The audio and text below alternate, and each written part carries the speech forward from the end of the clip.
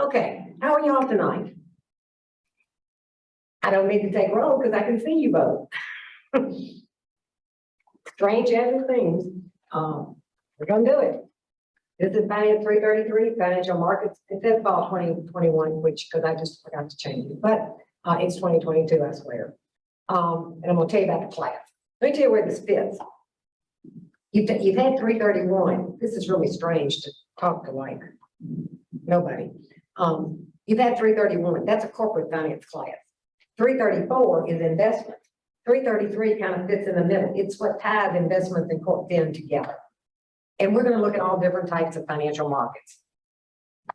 And it says, this is kind of like money and banking, except this is more toward the money and market side, not much on the banking side. So that's why it's one or the other. And there is the book.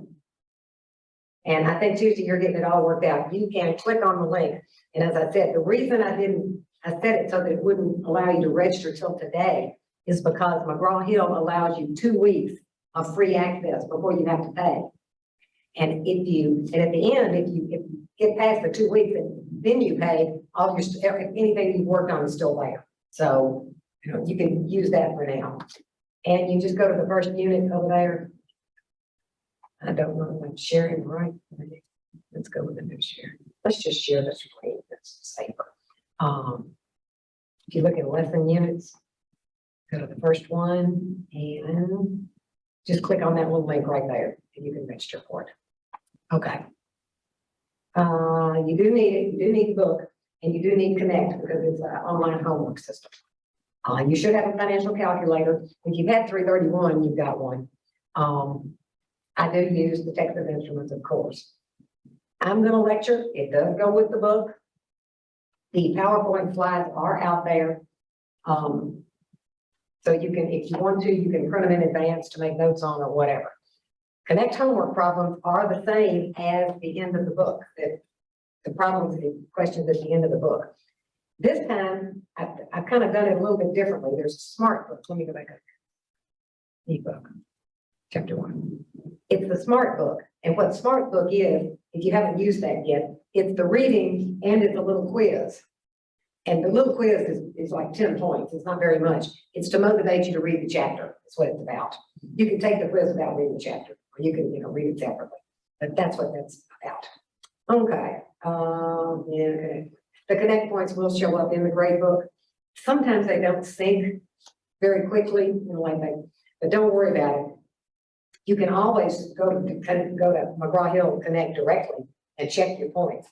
And at the end of the semester, I always make sure they sync over. So, don't worry about that. Academic integrity, class attendance. Our new COVID policy. This is interesting. Obviously, I expect you to attend. I am recording the lectures. I will post it after class tonight. So the lecture will always be posted. Let's see. Basically, if you think you've been exposed, you don't have to quarantine. They recommend you, I think you wear a mask, but you don't have to quarantine. And particularly in y'all's case, because you can sit like 3 rows apart. So if you do test positive, let me know. So we'll know what to do about it. A lot of support services, etc. Grading, here's your grading, which you want to see that. We're going to have 3 exams worth 20%, and the final is worth 30%. Connect is 10%. I do not use plus or minus grading. And if you're unhappy with one of those first 3 grades, you can elect for your final to be worth 50% and replace one of those grades. There is a discussion forum, which, and you're considering there's only 3 of us here, you are welcome to email me anytime. I do not mind at all. Anything you think of. If you have a problem with Connect, let me know, because the help desk isn't going to be able to help you because it's a McGraw-Hill product. They can help you with Blackboard or anything like that. I do answer emails really quickly. And here's our assignment schedule. And tonight, I am in the midst of the course intro right now. And I'm going to lecture on chapter 1. I'm not going to go over the questions tonight because I don't assume you've even looked at it yet. So next week, we're only doing chapter 2, determine the interest rate. So we'll go over the questions and the problems. The questions for chapter 1 and the questions and problems for chapter 2 next week, when everybody's had a chance to actually get their hands on the book. Questions? Yes, ma'am. I had a question about the schedule. Are we going to be attending on Labor Day? I couldn't tell by the calendar. Did I not lay out Labor Day? No, I'm sure we're not. Is Labor Day the 5th? I think it's the 5th. I have a calendar right here. I don't have one. If it is, I'll adjust the schedule. Okay. I tell you what, anything you, let me say this, this is a blanket statement. Anything you ask me in class and want me to check on, email me. Okay. Yes, ma'am. Because by the time I close everything down and drive home, which is like about 45 minutes, 40 minutes, I'll get home. Okay. You know something, they wanted me to check something. I wonder what. And then it'll come to me in a day or two. So, but if you email me, see, then I'll see it and I'll do something about it. Okay. Yes, ma'am. I'll do that. And I do not mind being reminded about anything. Trust me, just have at it. I can forget stuff really quickly. You have no idea how fast I forget. So that's the general rule. Email me. I'll adjust the schedule to work on that. We can make it fit. Okay. Okay. Let's see, anything else over here? Lesson units. Here they are. They're broken down into 1, 2, 3, 4. And I'll mark you all both present, so we've taken care of attendance verification. Took care of that problem. If you need to review anything from 331, there is this nifty little PowerPoint that's 331 in a nutshell. It's really old, let me say that. I mean, it's not even the current edition of the 331 book or the one before it. It's before that. But you know what? Net present value has never changed. So if you need a review, and I'll show you how it works. It's got, look at it, it's got 180 slides. I'm not going through it, don't get excited.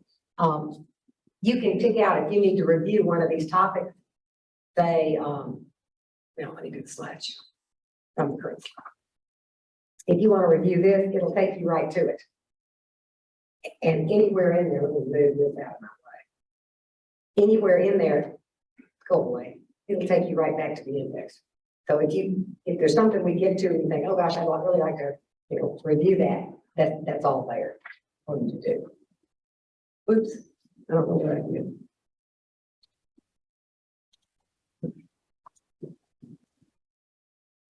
You have this. Fail. Oh, wrong keyboard. Put this thing. This is the keyboard to control that. Okay. Get this down here. And let me get to chapter 1, which is not horribly long, and it's an introduction. Here it is.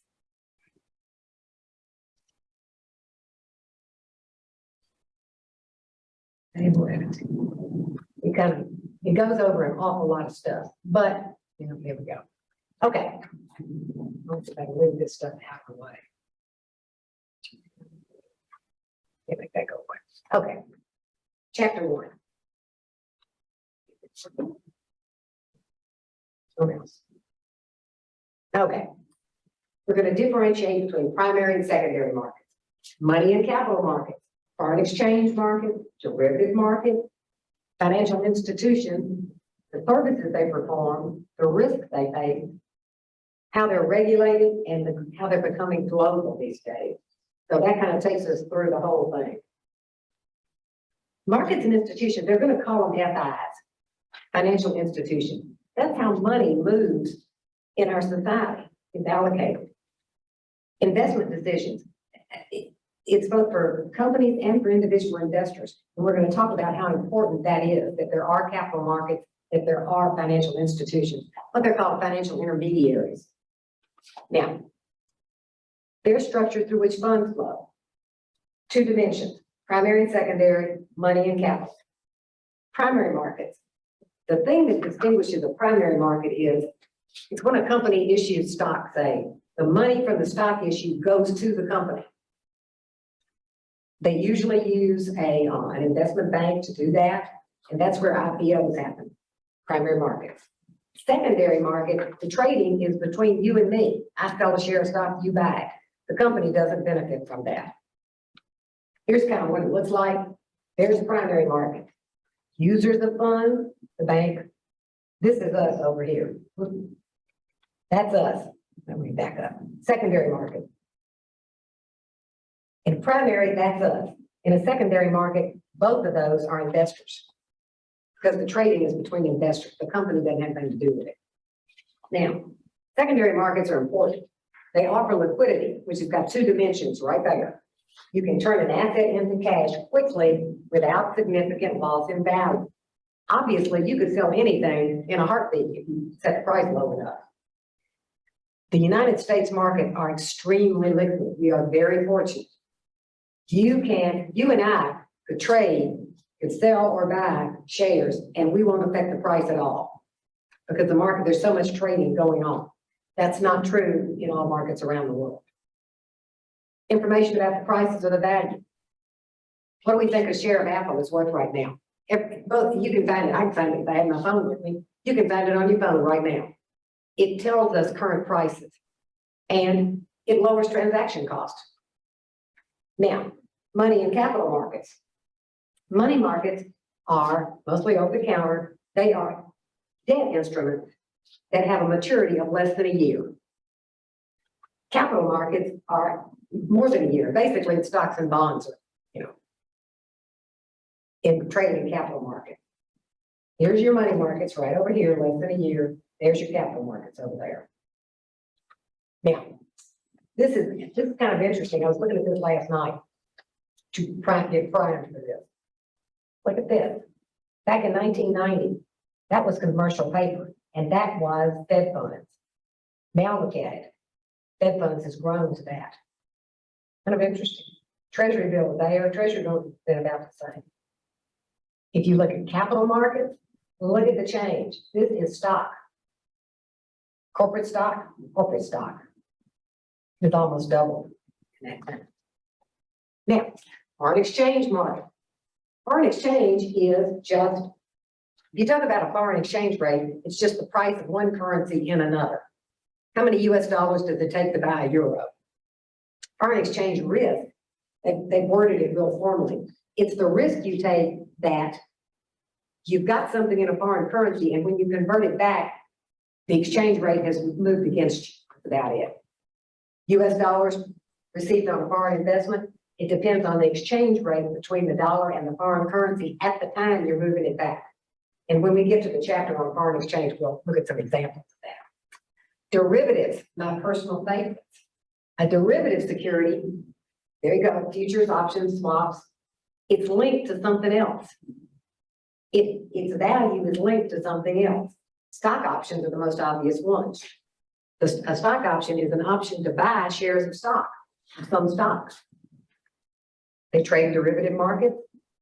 Generally, and this would be true, particularly this is more of a definition of futures.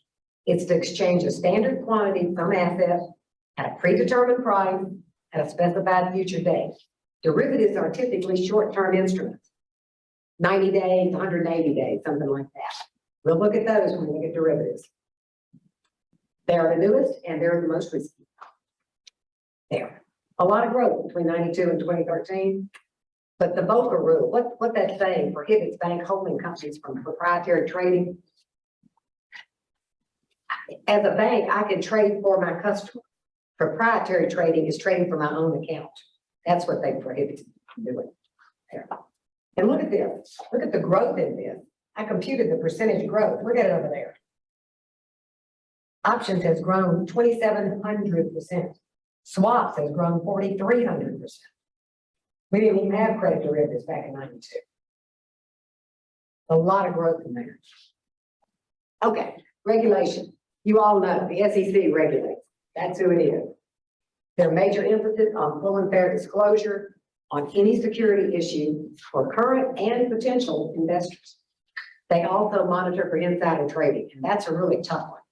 That is, they have had some success at it, but insider trading is hard to catch people, put it that way. Okay, they're going to call them FIs, financial institutions. They channel funds from those that have surplus to those that need it. That's about what it is. In a world without them, it would be really difficult. In a world without them, let's say I wanted to invest in a company. I would have to monitor it. I would have to be concerned about being able to sell it if I needed to. I would be concerned with all the risk involved. But the financial intermediary in there, they take over that. Now, commercial banks, we all know about those. Regions, the big one around here, Regions. Their major assets are their loans, their liabilities, or their deposits. Commercial banks, they're a little bit broader. They have commercial, consumer, and real estate loans. Yeah, their commercial banks are liabilities and non-deposit. Thrifts. We don't see a lot of these anymore. S&L, savings and loans, and savings banks. We do see credit unions. Credit unions are all over. They are generally like commercial banks, but they tend to concentrate. Usually, S&L focused on real estate loans. And most of those, there was a big crisis back 20 years, and they're pretty much gone. Insurance companies are financial institutions. They protect individuals, you can read it, from adverse events. Life insurance, property and casualty. It's not a very fun topic, but you need to have it. Okay, securities firms and investment banks. Investment banks are the ones that help firms issue securities. They help them do all the filing with the SEC. They help them establish a price for it. And they also work on brokerages and trading. They also can work on mergers and acquisitions. Finance companies are financial intermediaries. They make loans, but they don't accept deposits. And they rely on short-term debt. I can't make that one go right at the bottom. Investment funds like mutual funds. They pool money from all of us and invest it. So we get the benefit of lower transaction costs and diversification for a low amount of money. Pension funds, they have grown enormously. They let us save money for retirement that we're going to draw out later, when presumably our tax rate would be lower. And fintech, this was a new one in here. They use technology to deliver financial solutions that competes with traditional methods. Do you know there's a lot of online now, a lot of financial advising and all online. Okay, how come financial intermediaries or institutions are important? Look here on the left. The flow of funds without them. We are the suppliers, by the way. I know it may not seem like we're the surplus, but we have the surplus. Typically, think about it. When you put money in the bank, in your savings account, or money in your 401k, we're the suppliers of funds. We would have to do everything related to investing, monitoring, everything related to it. With financial institutions, they take care of that. They take care of that. We're still the suppliers of funds. The users of funds tend to be corporations and our government. They're both commanders.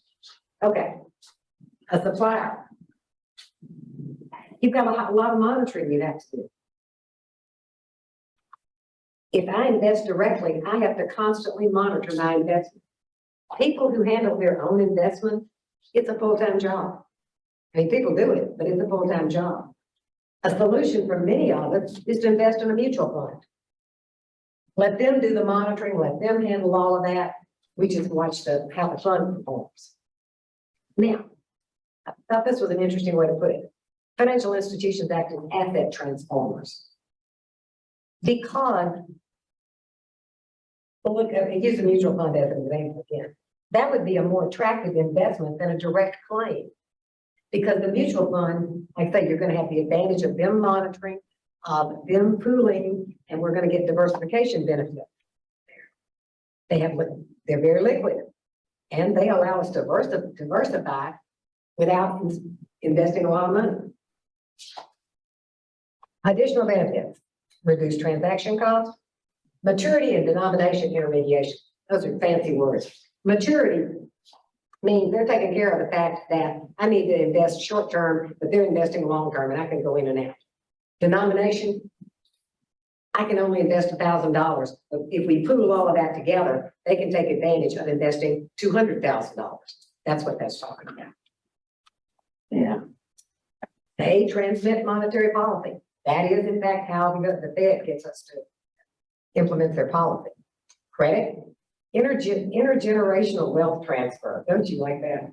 That means leaving your money to your children and grandchildren, and they do financial service. Risk, they have a lot of risk. We're going to talk about them in the chapter later on. Default risk, foreign exchange risk, and country risk, sovereign risk. I mean, we've had cases where sovereign debt, and sovereign debt, you can't sue them like you can a corporation. You know, like if some country just defaults, not much you can do. Interest rate risk, market risk. If you're in the market as opposed to in a treasury bill, you've got market risk. Off balance sheet, liquidity risk. If you've invested in something that's not very liquid and you need cash, you've got a problem. Insolvency. So they got a lot of them. Wow. Regulation. Widespread payment. This was 2008. They increased the deposit cap. You can see it. There was a lot of problems. They were trying to prevent market failure. Well, the share of depository institutions has declined. Insurance has declined. Investment companies have increased. Overall assets have increased. So there's been a shift to where people are putting their money. Now, savers prefer financial services as opposed to a direct investment because you get the advantage of somebody else taking care of a lot of stuff for you. It's shifted away from risk measurement to risk management. And what they're saying here, let me decipher this constant thing. Under the traditional originate and hold banking model, banks may have been reluctant to so aggressively pursue low credit quality borrowers for fear of default. Here's what they're talking about. Back in the older days, buy and hold, originate and hold. When a bank made a loan, say a home equity loan, a mortgage, they loaned you money, they kept it on their books and you paid your mortgage to them every month. Okay, then we get to securitization. Now the bank packages those loans and sells them, mortgage-backed securities. They sell them and they get money back. Now, in its purest form, that's not a bad thing. And here's why. Say a small bank only got so much money they can loan out for mortgages. When they've loaned it all out, that's it. So until somebody pays off their mortgage. But if they're able to sell them and get money back, then they can loan more money. So it's a good thing. But what happened was they were packaging these loans and credit raters were not taking a really good look at what was in the packages and how they rated them. So a lot of low quality, credit quality borrowers, and you've heard about the housing crisis. I mean, there were people who just walked away from their mortgages. I mean, when the housing, I think it's coming up. They need to manage the whole risk. Risk management is a whole area, and you need to look at it as a critical component of watching the company. Okay, fintech, Bitcoin, blockchain. I totally do not understand cryptocurrency. I just want to be honest. I have no clue. And I actually think our dean taught a course in cryptocurrency this summer, maybe. So he's a bank guy, so maybe he understands it. But I do not. And globalization. U.S. markets are the world's largest. We have been for years, we still are. There's been a lot of growth. Pools of savings in foreign countries have increased. The whole concept of investing has increased. International investors turn to the U.S. market. We are a safe haven. Information. Think how easy it is to get information on anything.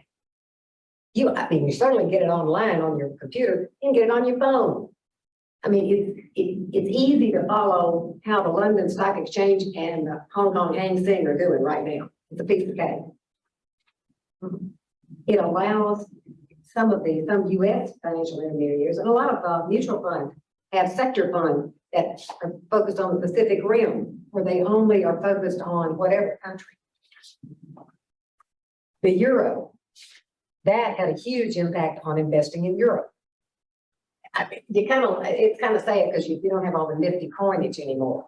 But now, on the continent side, now England is not in it, On the continent, the euro is everywhere. Think how much, think how, what it was like before when Tennessee had one currency and Mississippi had another. Yeah, that's what it was like. Now, the euro has made that a lot easier. Pacific Basin countries, China, a lot of growth over there. A lot of these countries have deregulated, and in the past, China, for example, has two different sets of stock shares. A shares are for Chinese residents, B shares are for foreign investors. Singapore has got different types. Singapore, foreign investors can only invest so much in certain specific industries. So they've relaxed a lot of that. Here's the financial crisis. It's a fairly short thing, but house prices plummeted. Defaults by subprime mortgage borrowers. They had loaned money to people who they shouldn't have. That's about what it amounts to. People bought houses they couldn't afford. You know, it was pretty shortly after that. I saw an episode. I'm sure, I bet you all watch HGTV too. It was in an episode of House Hunters, and it was on really late at night. I can't remember, I was watching it. And this couple had found this house and they really loved it, but they didn't have enough money they didn't have a down payment for the house. And so the realtor was saying, that's not a problem. We can just roll it into the loan. And I thought, that's how you got in trouble. I mean, the people didn't have it, they had no skin in the game. And when the house prices plummeted, a lot of people owed more on their mortgage than the house was worth. There were actually places you could go online that would tell you how to walk away from your mortgage. Just walk away. So you can see foreclosures jumped. It was really bad. Tremendous amount of loss on both the mortgages, particularly the mortgage-backed securities, because those had not been evaluated correctly, I guess you'd say. $400 billion. Bear Stearns, you can't see it down there. Bear Stearns failed, and then JP Morgan bought Bear Stearns for $2 a share. There we go. The government seized Fannie Mae and Freddie Mac. $9 billion in losses in the first half for the conservatorship. Lehman Brothers filed for, these are old names. Lehman Brothers filed for bankruptcy. Merrill Lynch bought Bank of America. AIG had to raise cash. Washington Mutual looking for a buyer. So it did some huge damage in the market. There's the Dow, where it plummeted right there. This is back up. And the lava rate, which is kind of an interesting path. Skyrocketed and plummeted.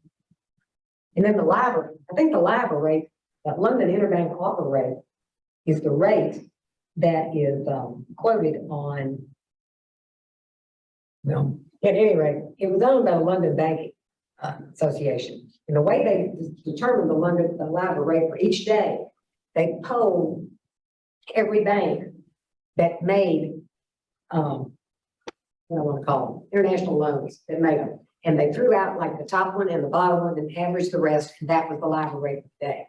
Well, what they found out was that for years, banks had been lying about it to boost the lava rate. So they closed it down. I think New York Stock, Euronext, New York Stock Exchange, Euronext, I think they own it now. Very strange. Here's the rescue plan, and I'm not going to go into great detail about it. Here's all they did. Fed funds rate. Oil dropped to below $40 a gallon. Wow. They had a lot of delinquent mortgage, a lot of foreclosures. And there's kind of all that they did. Tons of money. So now we have a lot of regulation that is aimed at preventing this from ever happening again, because it's made a disaster. Well, how'd you like that for an introduction?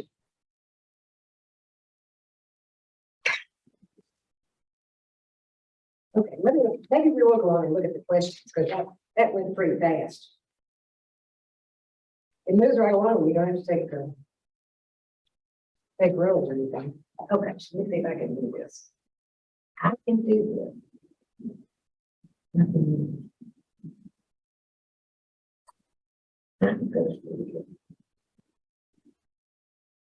I want the ebook. You know, let me in. You know, I'm really spoiled because at home on my computer, I use Dashlane password manager and it signs me into everything. So I'm now losing. Well, apparently.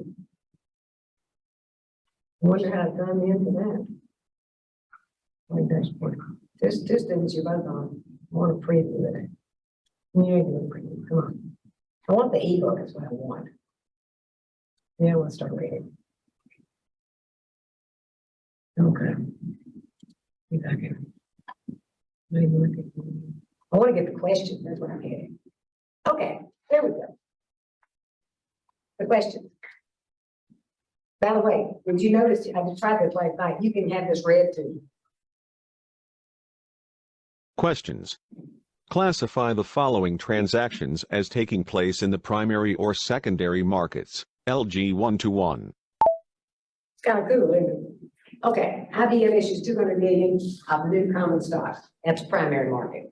The key word is new. The new company issues 50 million of common stock in an IPO. That's primary, IPO. IBM sells 5 million of GM preferred stock out of its marketable securities portfolio. Secondary market. Magellan Fund buys 100 million of previously issued IBM bonds. Secondary market. Prudential Insurance Company sells 10 million of GM common stock. Secondary market. In this one, they're asking if it's money market or capital market. Bankers' acceptance is money, commercial paper is money, they're both short term. Common stock, bonds, mortgages, those are all capital. CD, money market. Repos are money market, T-bills are money market. Treasury notes are capital, debt funds are money market, because they're all short term.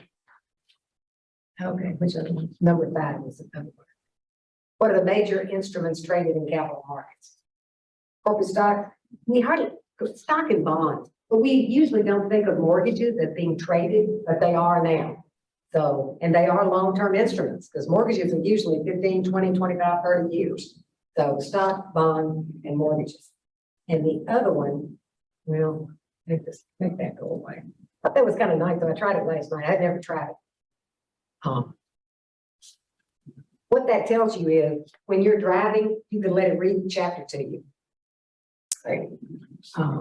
10. Why would a world limited to the direct transfer of funds from suppliers of funds to users of funds result in quite low levels of funds flow? Well, because I'm going to read you their answer. 3 reasons. First, once they've lent money in exchange for financial claims, suppliers need to monitor and check on the use of their funds. They've got to be sure that they aren't absconding with it, they're not wasting it. That monitoring is costly and time consuming. Second, the long-term nature of some claims, mortgages, stocks, bonds, it's a disincentive to hold the direct claim because you're stuck with it. If you have a choice between holding cash and a long-term asset, you pick cash. And even though real-world financial markets provide some liquidity, by allowing fund suppliers to trade financial securities among themselves, they face price risk. That is, the price at which investors can sell a security on secondary markets may differ from the price they pay. That's how it works. Okay. How do 13, how do financial institutions help individuals diversify their portfolio risk? As long as, you learned this back in 331, as long as the returns on assets are not perfectly correlated, you get diversification benefit. It's almost like the monkey can pick things and put them in your portfolio. Financial intermediaries and institutions can do that diversification for you. So like I said, you may be able to get into a mutual fund for $500 or $1,000, but you're getting the benefit of wide diversification because you're part of a big pool that reduces the transaction cost and takes care of that diversification. See what everybody said. As long as the financial intermediary is sufficiently large to gain from diversification and monitoring, yeah, it's going to be liquid. Mutual funds, open-end funds. We'll talk about closed-end funds. Open-end funds like Fidelity. There's a big Fidelity office out of Germantown. You buy shares from Fidelity. You want to cash in, they buy them back. That's it. It's liquid. 14 says, what is, oh, here, it's gonna tell you these two that I've used. What is meant by maturity intermediation? I'm gonna read it to you so you know. If net borrowers and net lenders have different optimal time horizons, financial institutions can service both sectors by mismatching their asset and liability maturities. That is, by maturity mismatching. They can produce long-term contracts, such as long-term fixed-rate mortgage loans to households, while still raising funds with short-term liability contracts, such as deposit. Banks do that. That's exactly what they do. In addition, although some such mismatches can subject an FI to interest risk, a large FI is better able to handle the small investor to manage this risk. That's what they're talking about. And 15, what's meant by denomination intermediation? Because they are sold in very large denominations, many assets are either out of reach for individual savers or would result in savers holding highly undiversified asset portfolios. For example, the minimum size of a negotiable CD is $100,000. Commercial paper is often sold in minimum packages of $250,000. Let's face it, you and I are not going to buy any of those. But you could purchase those indirectly through a fund. By buying shares in a mutual fund with other small investors, you can overcome these constraints. That's what they're talking about by determining denomination intermediation. Kind of makes sense now, doesn't it? Can you believe I just managed to get through that whole thing in 34 minutes?